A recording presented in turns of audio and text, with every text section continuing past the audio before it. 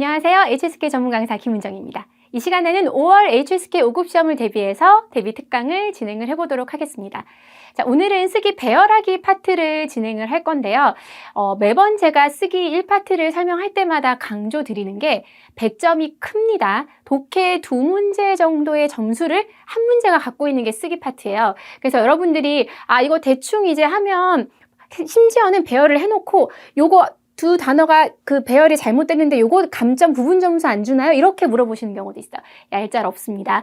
뭐라도 하나 틀리면 통째로 점수가 크게 날아가기 때문에 쓰기 일부분은 끝까지 방심하지 마시고 푸셔야 되는 영역이라는 거 말씀드리면서 본격적으로 수업 시작하겠습니다. 오늘의 적중 문제 3문항을 풀어볼 거고요. 사실 제 강의 듣기 전에 이 화면에 떠 있는 거 잠깐 멈춰보시고 문제 풀어보셔도 좋을 것 같습니다. 풀이 순서를 체크할 거예요. 그러니까 풀이 전략이나 유형을 얘기한다는 게 아니라 제가 자꾸 순서라고 말씀을 드리죠. 내가 진짜로 고사장에 있을 때 이 문제를 봤어. 그럼 난 뭐부터 해야 되지? 라는 생각이 순간적으로 든단 말이에요. 그 풀이 순서를 체크를 하고요. 사실 쓰기 같은 경우는 명확한 문법과 그 의도랑 전략이 정확한 영역 중에 하나이기 때문에 파악을 하고 가시는 게 좋을 것 같습니다. 문제 3문항 볼 겁니다. 여러분 생각보다는 이게 길게 있는 것보다 별로 한 5-6개 정도 있는 게 어려울 수가 있어요. 그러니까 제시되어 있는 단어가 짧을수록 이거 문장 잡기가 쉽지가 않은데 라고 생각할 수 있거든요. 그래서 이 3문항을 한번 풀어보시고 5급 정도면 풀어보시고 가셔도 좋을 것 같습니다. 오늘은 근데 미리 팁을 드리자면 제가 개사구에 대해서 조금 설명을 드릴 거예요. 그래서 개사구가 도대체 무엇인지 우리가 영어로 따지면 전치사를 얘기하는 거죠. 뭐 of나 for 같은 건 전치사를 얘기하는데 보통 영어에서는 제일 뒤로 빠져요. 근데 중국어는 주어랑 수어 사이에서 연결을 시켜준단 말이에요. 이건 한국어 어순이랑 좀 비슷해요. 내가 너에게 전화를 건다. 我给你를 쓴 다음에 나한테 전화를 쓰잖아요. 그래서 그 개사구에 대한 표현을 오늘은 조금 중점적으로, 왜냐면 받자문, 비교문, 뭐 빼이자, 뭐 보어 같은 거 이런 거는 이미 알고 있고 사실 시험에는 기본 구조나 주어, 수로, 목적어의 부사구의 그 역할이 굉장히 좀 중요한 경우가 많거든요. 그래서 그걸 중점적으로 볼 겁니다. 조금 한번 훑어보시고요. 본격적으로 문제 풉니다. 쓰기 일부분은 무조건 문제를 보자마자 품사와 뜻을 확인하셔야 돼요. 내가 가령 이 뜻을 알고 있으면 좋은데 중국어는 사실상 한자니까 뭉뚱그려서 알고 있어요. 명사랑 동사의 구분 없이 알고 있는 경우가 있단 말이에요. 그런데 사실은 아름다움, 이게 명사인지 형용사인지도 명확하게 구분이 돼야 문장에서 위치가 다르거든요. 아름다움이라는 명사가 되면 아름다움은 주어로 중요하다 이렇게 갈 수 있잖아요. 근데 아름답다라는 형용사가 돼버리면 그녀는 아름답다라고 수어가 된단 말이에요. 그러니까 여러분들이 단어의 뜻도 중요하지만 품사라는 건 어렵게 생각하지 마세요. 사로 끝나는 거예요. 얘가 명사냐, 동사냐, 형용사냐 그거예요. 자, 보시면 하나씩 볼게요. 찐주, 건축이라는 명사입니다. 이 뭐뭐로라고, 얘가 이가 뜬금없이 나오면 그냥 뭐뭐로라고 생각하시면 돼요. 중국传统的 더 뒤에는 보통 일반적으로 명사가 오죠. 그건 제가 누차 말씀을 드립니다. 더 뒤에 그 관형어라고 되어 있는 건 뒤에 뭐뭐한 해놓고 명사가 온단 말이에요. 무지의 꼬가 뭔지 모르겠어요. 사실상 여러분이 명확하게 파악할 수 있는 건 중국传统的 뿐이지 찐주 모르시는 분들도 있을 거고요. 나무 구조, 목재 구조로 되어 있다. 지혜꼬란 단어가 좀 어렵게 느껴지시는 분들도 있을 거니까요. 또 웨이주가 나와요. 이렇다는 건 위주로 한다. 이 A, 웨이, B 구문이라는 거를 생각하셨으면 좋겠어요.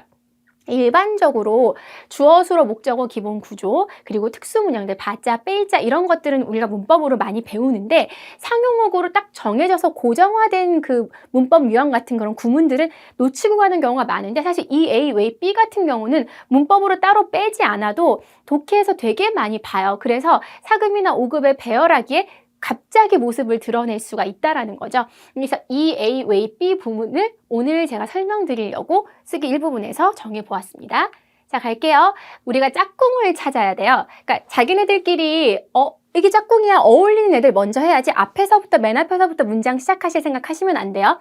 근데 제가 누차 항상 매번 데뷔 특강 때마다 설명을 드리는 것이 더 뒤에는 무조건 명사 넣고 시작을 하세요. 그러니까 제시되어 있는 단어들끼리 짝꿍이 되는 애들 먼저 모아놓고 시작을 해야지 사실 중간에 어순이 안 틀릴 가능성이 높아요. 그래서 보시면 더 뒤에 명사 오는 건 제가 진짜 많이 설명드렸고 처음 들으시는 분들 더 뒤에는 명사를 넣는구나 생각하고 시작하시면 되고요. 그래서 더 뒤에 명사 넣는 거.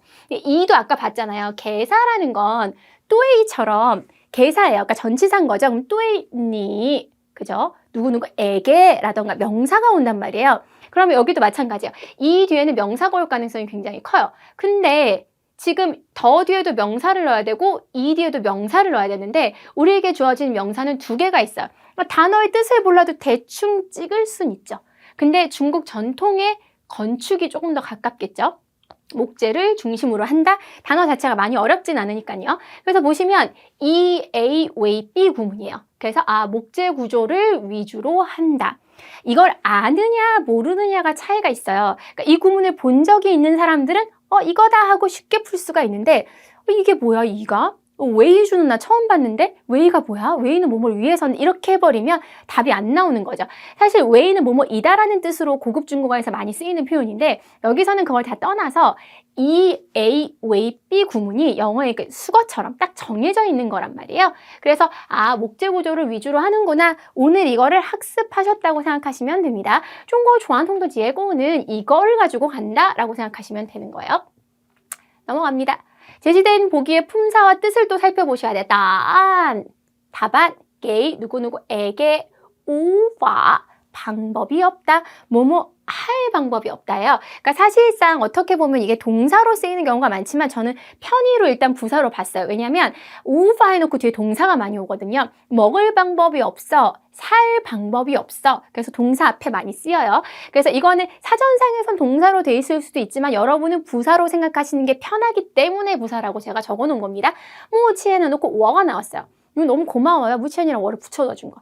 니 있고요. 민쉐 더 뒤에 명사 온다. 근데 명사가 지금 하나밖에 없어.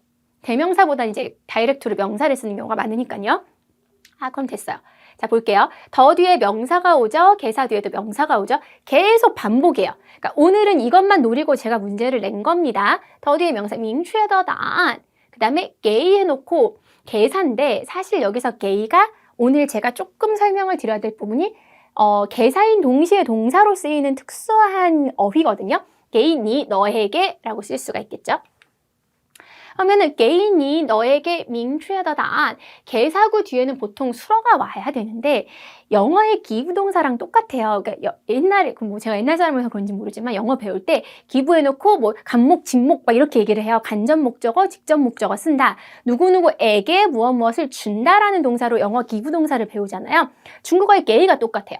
그래서 게이 자체가 누구누구에게로 많이 쓰이지만 뒤에 다른 동사가 없으면 누구누구에게 무엇을 주다라는 뜻을 가진 동사가 돼요. 근데 지금 제시되어 있는 단어에는 게이를 제외하고는 우바는 그냥 부사라고 말씀을 드렸죠. 없어요. 별다른 그런 게. 그래서 구조를 잡으세요. 게이니 민쉐더단 무치엔워 해놓고 우바는 제가 분명히 말씀드렸습니다. 동사 앞에 쓰는 거라고. 그래서 제가 편의상 부사라고 적어놓은 거죠. 그래서 너에게 명확한 정답을 내가 줄 수가 없네 지금은 이렇게 얘기할 수 있다라는 거예요. 개사구 사용이 이렇게 되었습니다. 제시된 보기의 품사와 뜻을 좀 살펴볼 겁니다. 이제 93번 마지막 문제를 볼 건데 오늘 우리가 풀어봐야 될 마지막 문제를 보는데 여러분 이게 약간 좀 난이도가 높지만 지금 배웠던 걸로 내가 단어를 잘 모른다고 해도 그 품사를 추측을 해서 한번 문제를 풀어보시고 강의를 들어도 좋을 것 같아요. 똑같은 패턴이거든요. 学报告的 뒤에 명사를 써야 되고요. way가 또 나왔어요. EA, way, B 구문에서 제가 일부러 여기 또 따로 way를 떼서 썼어요. 모르겠고요. 파가 나오니까 일단 동사 같아요. 왜냐면 실칭도 동사가 아니잖아요. 学报告的도 동사가 아니니까. 그럼 동사를 할 게 얘밖에 없어요, 지금. 단어를 모른다는 전제 하에 깔고 얘기하는 겁니다.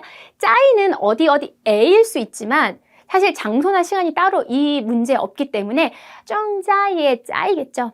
我在吃饭, 나 밥 먹고 있는 중이야 할 때 그 짜이일 수 있다라는 거예요. 자, 이제 짝꿍을 찾기를 해야겠죠. 그러니까 제가 제시되는 단어들 중에서 자기네들끼리 짝꿍을 맞춰서 가야 된다고 말씀을 드렸어요. 계속 똑같이 얘기하고 있어요. 더 뒤에 명사, 개사 뒤에 명사 똑같이 얘기하고 있습니다. 근데 实验报告的事情 명사가 지금 事情밖에 없어요. 그러니까 스텝이 이거예요. 더 뒤에 명사를 먼저 써놓으면 얘가 하나의 명사가 되는 거죠. 실험 보고의 그 일. 실험 보고를 얘가 해야 되나 봐요. 빠오가오를 해야 되나 봐요.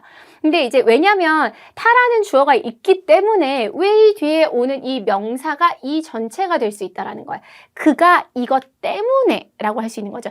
웨이라는 게 무엇을 위해서 뭐뭐 때문에 라고 쓰일 수 있다라는 걸 알고 계셔야 돼요. 그러니까 이다라는 동사를 쓰일 수가 있어요. 하지만 개사구를 쓰일 때는 뭐뭐 때문에 무엇을 위해서인데 여기에 만약 무엇을 위해서 해놓고 왜 타가 돼버리면 실험 보고가 주어가 되기 때문에 적절하지가 않죠. 보고가 뭔가 일을 할 수 있는 건 아니니까. 그렇기 때문에 여기서는 이 일 때문에로 되어 있는 거예요. 왜가 첫 번째 뜻 위하여 무엇 때문에 무엇이다. 오늘 세 개를 다 짚고 넘어갑니다.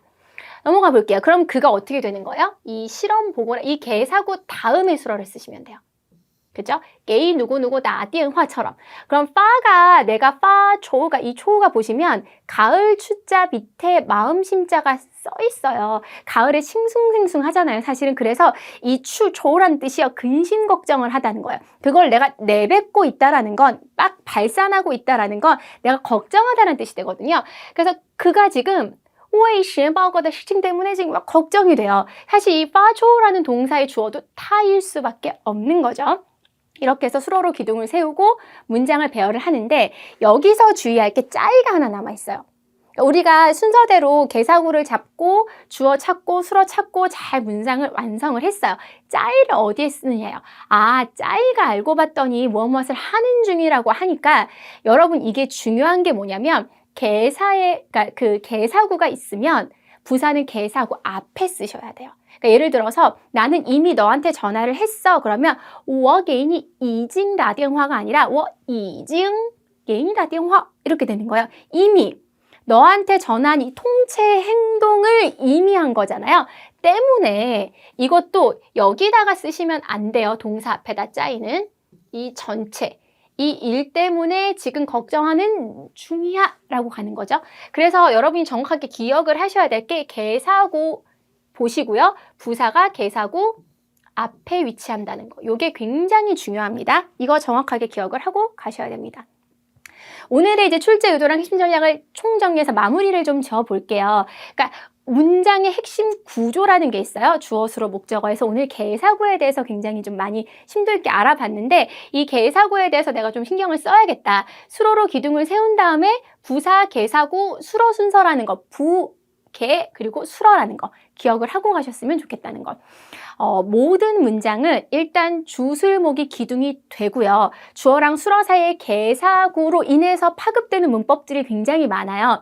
받자나 빼자나 비교문이나. 그래서 여러분이 오늘 배웠던 이 A, 왜 B 구문이라던가 이런 것들을 머릿속에 조금 숙지를 해놓으시면 게이라는 것도 동사인과 동시에 개사로 쓰일 수 있고 왜이라는 것도 이게 되게 어렵게 나오면 좀 당황할 수 있는 부분인데 단순히 개사로 생각하시면 웨이 다음에 명사 쓰고 수로 쓰고 그 앞에 부사 쓰면 되거든요. 그러니까 이게 만약에 내가 무슨 뜻인지 모른다 치면 품사에 대한 개념을 좀 생각해 봐야겠다 생각하고 가시면 좋을 것 같습니다. 자, 오늘 배웠던 이 쓰기 배열하기의 내용들이 사실은 실수하기 되게 쉬운 내용이기 때문에 정확하게 숙지하시고요. 시험 현장에서 사용하시길 바라면서요. 이 수업 여기서 마무리 짓도록 하겠습니다.